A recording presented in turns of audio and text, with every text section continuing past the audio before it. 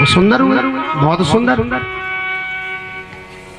अब तो एक दिन उसी नगर का राजा वहां से निकला और उसने उस सुंदर स्त्री को, गेहूं पटकते ना सूपे से, पटकते हैं अपने आप पटकते हैं, तो देखा और कहा कि देवी तुम कौन हो और यहाँ क्या कर रही हो? बोली महाराज हम बड़े गरीब व्यक्ति हैं और यहाँ रहते हैं, अपने जीवन का गुजारा करते हैं।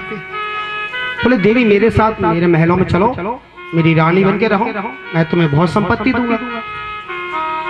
आज उसके मन में ये भाव आया कि मैं अगर इस गरीब के साथ रहूं तो जीवन भर भूखी रहूं, और राजा के साथ चली गई।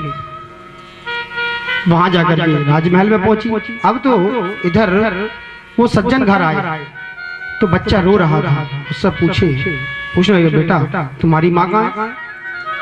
तो बोला पिताजी माँ तो मुझे छोड़ करके राजा के साथ चली गई। आज उसको बड़ा क्रोध आया, राजा के पास गया, बोला महाराज आपने जो अपराध किया है वो वाकई में आपके लिए दंडनीय है, पर हम छोटे व्यक्ति हैं। कहते नहीं भैया हम तो छोटे आदमी, तुम तो बड़े हो, तुम जो करो वो सही है, हम जो कर रहे हैं वो बेकार। राजा ने कहा बताओ क्या बात है? बोले महाराज जिस स्त्री को आप लाए हो वो मेरी पत्नी है, मुझे वापस दे।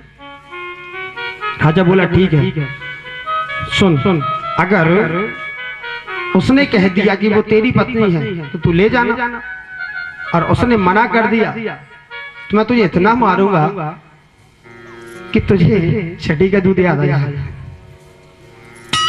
ठीक है। श्रीमती जी को अंदर से बुलाया गया। आई। राजा ने कहा देवी बताओ ये आपके पति हैं? पहले देखा, देखने के बाद विचार किया। अब विचार आया कि अगर मैं इस कंगीरे के साथ चली जाऊंगी भूखन मरूंगा। अब तो उन्होंने कह दिया नहीं मैं नहीं जानती। आज जो है उसके पति को बहुत क्रोध आया और राजा की मार खा के घर आया, बहुत दुखी हुआ। अब धीरे धीरे दो महीने व्यतीत हुए, उसका नंबर आया मांगने का। उसने कहा जाकर के 2 अगरबत्ती लगाई और बोला कि भगवान अगर आप मुझे वरदान देना चाहे तो एक वरदान दो। भगवान भी खड़े देने के लिए। बोले मेरी पत्नी के सारे बदन में कुष्ठ निकले आए गई। ऐसा कहा तो ठीक है, अब वरदान है वो तो झूठा हो सकता है क्या? महाराज सारा बदन उसका करूप हो गया, कुष्ठ निकले। राजा ने उसको घर से निकाल दिया, वो मारी मारी फिरती है। अब इधर भी नहीं आ सकती, इधर की भी नहीं और राजा के आगे भी नहीं, दोनों ही परेशान। 2 महीने व्यतीत हुए, पुत्र का नंबर आया और मैं मांगता हूँ।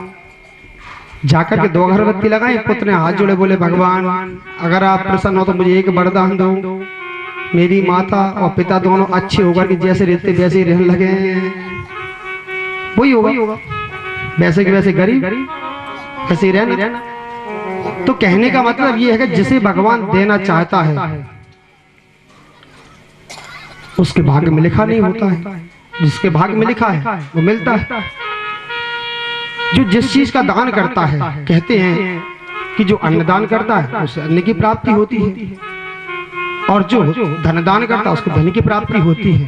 और महाराज जो गरीब कन्याओं को विवाह करता है उसके यहाँ वंश वृद्धि होती है। तो भगवान सबको कुछ ना कुछ देना चाहते हैं, परंतु जब समय आए तो दे। आज ऐसे ही भगवान के सखा हैं सुदामा जी महाराज, बड़े गरीब हैं।